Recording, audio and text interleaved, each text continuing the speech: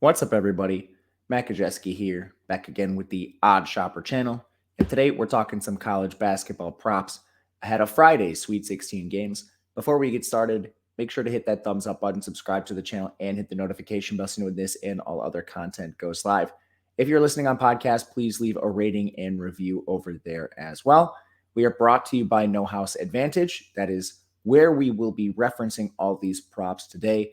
They have a first match deposit bonus up to $100 when you click the link in the video description below, and a bunch of ways to take advantage of player props. You've got the regular versus the house function. That's where you're making lineups anywhere between 2 to 5 player props. And those 5 lineup player props actually pay out up to 21x your entry fee, which is the most competitive rate in the industry. It's better than places even like Prize Picks. And they also have tournaments in their pick'em style contest, which is you versus other people. Big prizes up top, as much as $25,000. And a lot of times those aren't filling, which means you have a better chance to take down those prizes. So make sure to check out No House Advantage. Link in the video description below for that first match deposit bonus. We're going to do 5 today, bringing you behind the scenes. It is a pretty sick Sweet 16 slate of games. And there's actually a couple that really stand out on Creighton. The first one is Baylorshireman over 11.5 points. This is the best shooter on Creighton, and he is significantly underpriced here. He's had a bad stretch.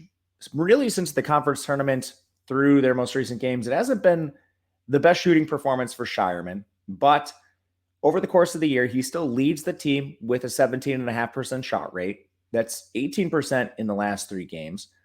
When games are competitive, he's going to play every single minute. He's coming off a 37-minute outing in their most recent contest.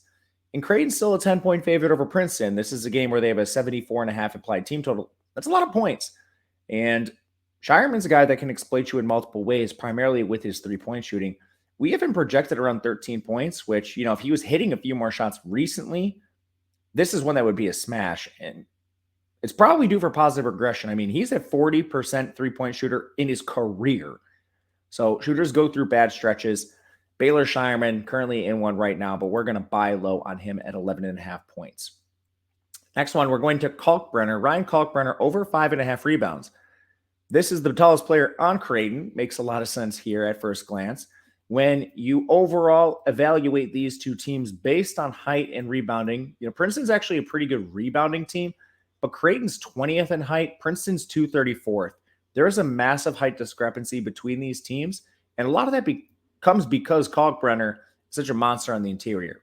Now, he also dealt with a span of the season where he was injured and sick, which really suppressed his minutes and his efficiency. He only projects for about 6.5 rebounds for us, but that's still enough to bet, especially considering his rebound rate is up in their most recent contest. He's played 33, 38, and 32 game minutes in the last 3 games, 19% rebound rate in that span, big height advantage. We're going to go over 5.5 for Kalkbrenner. And our last Creighton over is going to be an assist prop with Ryan Nembhard, over 3.5 assists for him. It's a similar situation where you've got the primary ball handler for Creighton playing 38, 38, and 31 minutes in the last 3 games. 27% assist rate. We already talked about the total in the game environment. Mathematically, this just doesn't make a lot of sense. So it's 3 Creighton overs, but I think 3 Creighton players that are just underpriced based on the current market against Princeton as a 10-point favorite. We're going backwards for some reason. I didn't realize this till now, but our second prop is actually in the Miami versus Houston game, and it's a weird one.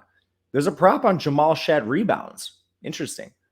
He's the primary ball handler for Houston. He actually is averaging 3 excuse me, knew that was going to happen at some point.